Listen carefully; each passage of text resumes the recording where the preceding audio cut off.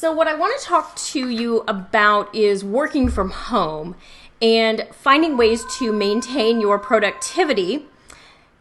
You're probably hearing that in the background because, like many of you, I am currently working from home with a child who is normally in school. He's watching Frozen 2 in the other room because I thought if I bribed him with a little TV time, I could get this training done. But it's that loud scene where they're singing about going into the unknown, and he loves that song. So if you hear it in the background, that's what's going on. Anyway, what I want to talk to you about today is how we can remain productive when we're working from home. So if you're not used to working from home at all, this is new to you. Maybe you work from home once in a while when you have a sick kid, or maybe you've never worked from home.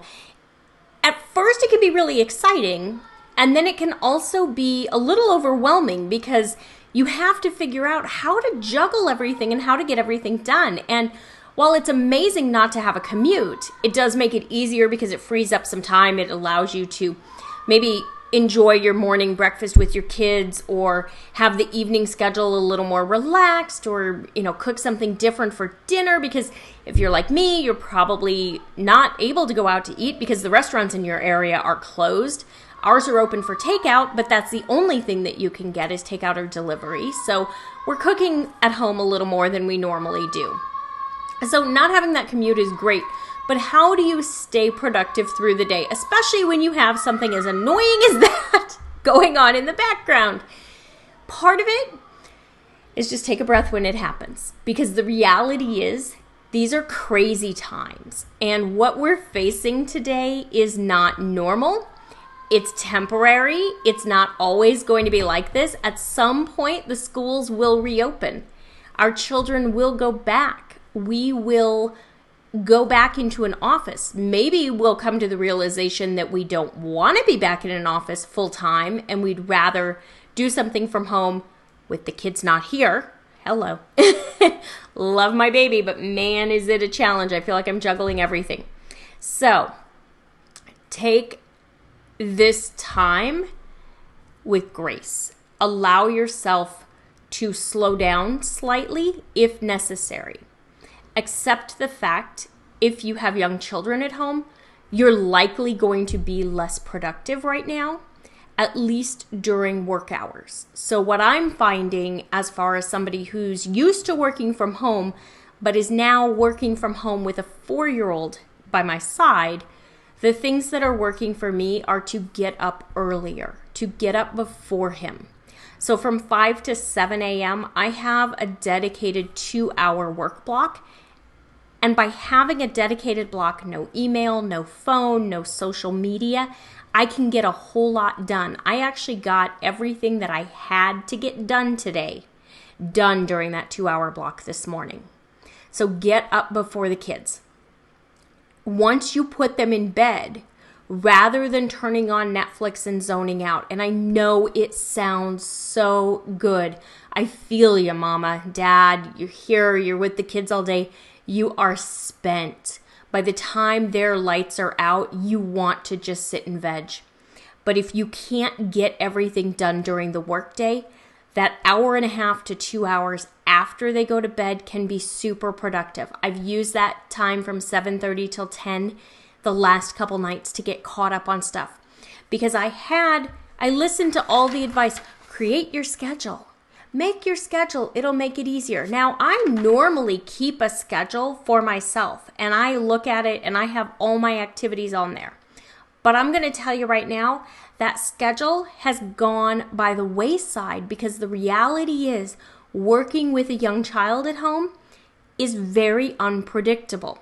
So I'm doing the best that I can to block my time and to take advantage of those quiet times. So the morning before he's up, the other tip there is go ahead and get yourself ready, because if you don't get yourself ready before the kids get up, it's not going to happen. I can tell you right now, I spent all day Monday in workout clothes with my hair in a bun because I didn't have a break to be able to go get showered without just turning on the TV and leaving him there. And it was our first day that I was trying to figure out what we were doing because Our spring break was last week.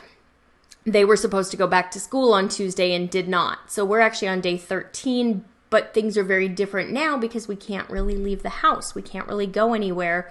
Whereas last week, we're in Arizona. We were still doing things. Not a lot, but at the beginning of the week, it still seemed like it was okay to do stuff. So come up with your schedule. Get yourself ready before the kids get up. Build in break times. Something that I did last night that made a huge difference for us this morning was I spent time after I got my work done. I walked around the house and I set up invitation activities and workstations in different areas in my main part of my house. I had a science lab. I have PE, so I have a tunnel and a little fort and his mini trampoline. I have an area with his marbles. I have an area with Paw Patrol. I have a sensory bin with all sorts of different activities that we can use for science experiments as well as sensory. I also stocked up on some puzzles and Legos. I pulled out toys he hasn't played with in the playroom. I'm rotating through things, trying to build in that engagement for him, printing off coloring sheets from the Crayola website. They're fantastic. I ordered new boxes of crayons, more markers. I've spent a lot of time and a lot of money on Target pickup orders, Amazon orders, and I did sneak into the fancy toy store in town yesterday. I was the only customer in the store, and they had so many great ideas and helped me with a lot of stuff to help keep him engaged and learning, because that's really important. I know many of you are trying to homeschool for the first time, and you're also trying to work, and you're trying to make sure that your kids don't fall behind, especially if you have little ones who are learning such important things right now as reading. My neighbor had a post on Facebook last night. She's really worried about it because her daughter's a kindergartner and mom works from home full time, but mom is in HR and she's a recruiter and she's doing interviews. So she can't just stop and work on reading lessons with her daughter, and she doesn't want her to lose. And I think a lot of us feel that way. We want to figure out how to make it work. So what I'm doing is having a schedule for him that's as close to what he has at school as possible, which means we're following it loosely. So we're waking up at the same time. We're having breakfast, lunch, and dinner at the same time. We're having bath and bedtime at the same time as normal. We are having some outdoor time in the morning because they generally play outside in the morning. It's something he looks forward to. So we're taking walks every morning. Then we have our work or activity time. I have yet to have this work for me where I could actually work with him while he does an activity, but I'm trying. Another tip I got from a friend who's in the same situation the rest of us are, she's setting her daughter at the table next to her with something to color on or Play-Doh or something that takes time and energy so that she can work and get her work done while her daughter gets her work done. So that may be something that helps you. I am instituting quiet time in the afternoon. Now, my son has decided this is a great time to give up napping. Lucky me. I kept thinking I was going to have an hour and a half to 2 hours during quiet time that I could work, and the reality is I haven't had that. So I am going to allow him to probably watch a movie in the mid-afternoon after lunch, and I'll use that time to work on some stuff and try to catch up. So that's kind of how I'm navigating with him at home.